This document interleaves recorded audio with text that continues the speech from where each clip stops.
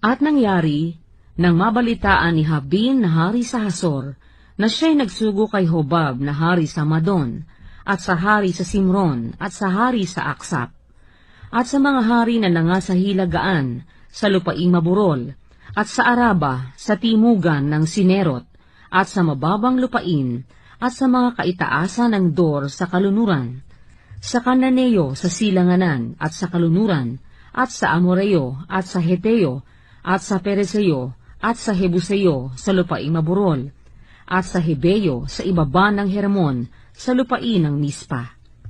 At sila'y lumabas, sila at ang kanilang mga hukbo na kasama nila.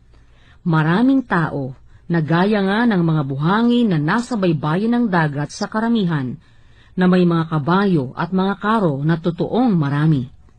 At ang lahat ng mga hari ito ay nagpipisan, at sila'y naparoon at humantong na magkakasama sa tubig ng Merom upang makipaglaban sa Israel. At sinabi ng Panginoon kay Josue, "Huwag kang matakot ng dahil sa kanila, sapagkat bukas, sa ganitong oras ay ibibigay ko silang lahat na patay sa harap ng Israel. Inyong pipilayan ang kanilang mga kabayo, at sisilaban ng apoy ang kanilang mga karo." Sa gayoy biglang naparoon si Josue at ang buong bayang pangdigma na kasama niya, laban sa kanila sa tabi ng tubig ng Merom, at dumaluhong sila sa kanila. At ibinigay sila ng Panginoon sa kamay ng Israel, at sinaktan nila, at hinabol nila sila hanggang sa malaking Sidon, at hanggang sa Misrepot Maim, at hanggang sa libis ng Mispa, sa dakong silanganan, at sinaktan nila sila hanggang sa wala silang iniwan sa kanila na nalabi.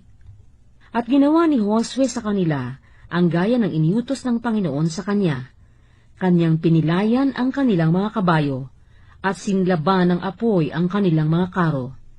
At bumalik si Josue ng panahong yaon, at sinakop ang Hasor, at sinugatan ng tabak ang hari niyaon, sapagkat ang Hasor ng una ay pangulo ng lahat ng mga kahariang yaon. At kanilang sinugatan ng talim ng tabak ang lahat na tao na nandoon, na kanilang lubos na nilipol, walang naiwan na may hininga, at kanyang sinilaban ng apoy ang Hasor. At ang lahat ng mga bayan ng mga haring yaon, at ang lahat ng mga hari ng mga yaon, ay sinakop ni Josue. At sinugatan niya sila ng talim ng tabak, at lubos na nilipol sila, gaya ng iniutos ni Moises na lingkod ng Panginoon. Ngunit tungkol sa mga bayang natatayo sa kanilang mga bunton, ay walang sinunog ang Israel sa mga yaon, liban sa Hasor lamang na sinunog ni Josue. At ang lahat na samsam sa mga bayang ito, at ang mga hayop, ay kinuha ng mga anak ni Israel na pinakasamsam para sa kanilang sarili. Ngunit ang bawat tao ay sinugatan nila ng talim ng tabak, hanggang sa kanilang nalipol sila, ni hindi nag-iwan sila ng anumang may hininga.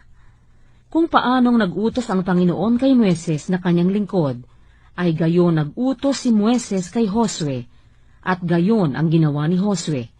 Wala siyang iniwang hindi yari sa lahat na iniutos ng Panginoon kay Moises. Sa gayoy sinakop ni Josue ang buong lupaing yaon, ang lupaing Maburol, at ang buong timugan, at ang buong lupain ng Gosen, at ang mababang lupain, at ang Araba, at ang lupaing Maburol ng Israel, at ang mababang lupain yaon.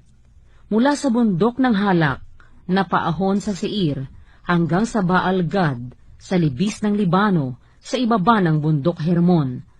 At kinuha niya ang lahat nilang hari, at sinaktan niya sila, at ipinapatay niya sila. Si Josue ay nakipagdigmang malaong panahon sa lahat ng mga haring yaon. Walang bayan na nakipagpayapaan sa mga anak ni Israel, liban ang mga Hebeo na mga taga-Gabaon, kanilang kinuhang lahat sa pakikipagbaka.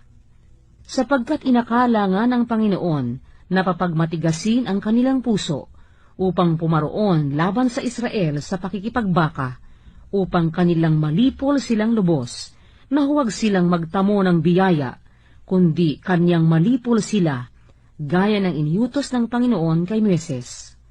At naparoon si Josue ng panahong yaon, at nilipol ang mga Anaseo, mula sa lupaing maburol, sa Hebron, sa Debir, sa Anab, at sa buong lupaing maburol ng Huda, at sa buong lupaing maburol ng Israel. Nilipol silang lubos ni Josue, 10 ng kanilang mga bayan. Walang naiwan sa mga Anaseo, sa lupain ng mga anak ni Israel, sa Gaza, sa Gat, at sa Asdod lamang nag-iwan siya ng ilan.